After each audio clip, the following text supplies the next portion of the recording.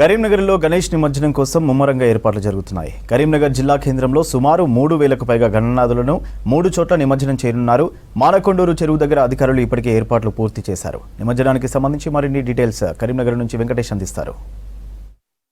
9 రోజుల పాటు భక్తుల పూజలు అందుకున్న గణనాథుడు రేపు నీళ్ళలో నిమజ్జనం కాబోతున్నాడు. ఇందుకు సంబంధించి కరీంనగర్లో భారీ ఏర్పాట్లు చేస్తున్నారు. మనం చూస్తున్న మానకొండూరు చెరువుతో పాటు కొత్తపల్లి దగ్గర ఉన్న చెరువు, తర్వాత చింతకుంటలోని ఎస్ఆర్ఎస్పి కెనాల్ దగ్గర కూడా 3 చోట్ల నిమజ్జన ఏర్పాట్లు చేస్తున్నారు. మొత్తం కరీంనగర్లో దాదాపు 3000 పైచిలకు గణపతి విగ్రహాలు ఈసారి ప్రతిష్ఠించినట్టుగా అంచనా వేశారు. దాంట్లో కొన్ని నంబర్లు తీసుకున్నాయి, అధికారికంగా తీసుకుని 3000 దాకా ఉంటే అంతకంటే మించి నంబర్ లేనివి కూడా చాలా ఉంటాయి. ఇవన్నీ కూడా రేపు సాయంత్రం నుంచి నిమజ్జన కార్యక్రమానికి తరలి రాబోతున్నాయి. ఇప్పటికే అన్ని చోట్ల కూడా ఇప్పుడు మనం చెప్పిన 3 చోట్ల కూడా ఏర్పాట్లు జరుగుతున్నాయి. ప్రజెంట్ మనం మానకొండూరు దగ్గర కొద్దిసేపటి క్రితమే మంత్రి పొన్నం ప్రభాకర్, జిల్లా కలెక్టర్ పామేలా సత్పతి, స్థానిక ఎమ్మెల్యే కవ్వంపల్లి సత్యనారాయణ, మిగతా అధికారులు వచ్చి ఇక్కడ ఏర్పాట్లు పర్యవేక్షించారు. దాదాపు 3 భారీ క్రేన్లు పెట్టి ఇక్కడ రేపు నిమజ్జన కార్యక్రమాన్ని నిర్వహించబోతున్నారు. కరీంనగర్ టౌన్లోని ప్రధాన భారీ విగ్రహాలన్నీ కూడా ఇదే చెరువుకు తరలి రాబోతున్నాయి. అటు కరీంనగర్ టవర్ సర్కిల్ దగ్గర వినాయక నిమజ్జనం సంబంధించిన వచ్చిన వినాయకులకు అక్కడ వీడుకోలు పలికి ఇక్కడ పంపిస్తారు. వినాయక ఉత్సవ సమితి ఆధ్వర్యంలో అక్కడ బజరంగ దళ్ కావచ్చు, విశ్వ హిందూ పరిషత్ కావచ్చు, మిగతా హిందూ సంఘాల ఆధ్వర్యంలో భారీ ఏర్పాట్లు చేస్తున్నారు.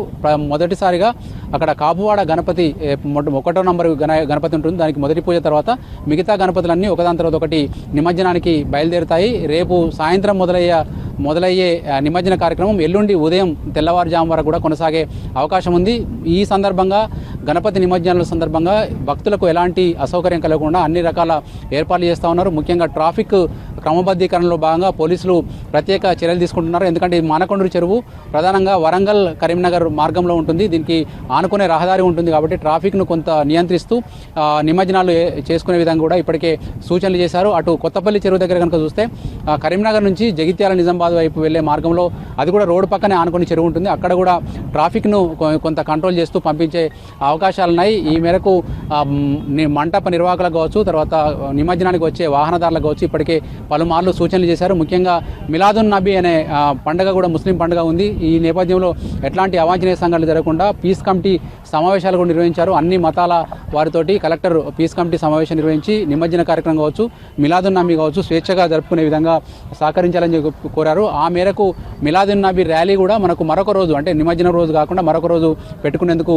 ముస్లిం మత పెద్దలు అంగీకరించారు. ఆ మేరకు అన్ని వర్గాల వారు సహకరించుకునే విధంగా ఏర్పాట్లు జరుగుతూ ఉన్నాయి. ఇక నిమజ్జనం సందర్భంగా భారీ క్రేన్లతో పాటు భక్తులు నీళ్ళలోకి దిగి ఏదైనా ప్రమాదానికి గురయ్యే అవకాశం ఉంది కాబట్టి గజయితాలను కూడా మోహరించారు. ముఖ్యంగా ఫైర్ సిబ్బంది కావచ్చు, తర్వాత స్విమ్మింగ్ సంబంధించిన వాళ్ళు కావచ్చు, ఫైర్ సేఫ్టీ వాళ్ళంతా కూడా వచ్చి ఇక్కడ రేపు భక్తులకు ఇబ్బంది కాకుండా చూసే అవకాశం ఉంది. క్రేన్లకు మాత్రమే లోపలికి అనుమతిస్తారు. చిన్న చిన్న గణపతులను మరో చోట కూడా ఇక్కడ మొత్తం 3 భారీ క్రేన్లు ఈ బండి చుట్టూ కూడా ఏర్పాటు చేయబోతున్నారు.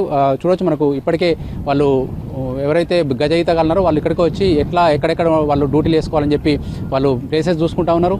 తర్వాత లైటింగ్ కావచ్చు, ఎందుకంటే భారీ ఫ్లడ్ లైట్ల వెళ్తురు తెల్లవారుదాంలో ఉండాల్సింది ఉంది కాబట్టి వాటికి సంబంధించిన ఏర్పాట్లు కూడా జరుగుతున్నాయి. ఓవరాల్గా పొన్నం ప్రభాకర్ మంత్రి ఇప్పటికే అధికారులకు ఆదేశాలు ఇచ్చారు. ఎలాంటి ఇబ్బందులు లేకుండా స్వేచ్ఛగా ప్రశాంతంగా నిమజ్జన కార్యక్రమాలు నిర్వహించుకోవాల్సిన ఆవశ్యకతను ఆయన గుర్తు చేశారు. కెమెరామెన్ కవికుమార్తో వెంకటేష్, V6 న్యూస్, కరీంనగర్ జిల్లా మానకొండూరు నుంచి.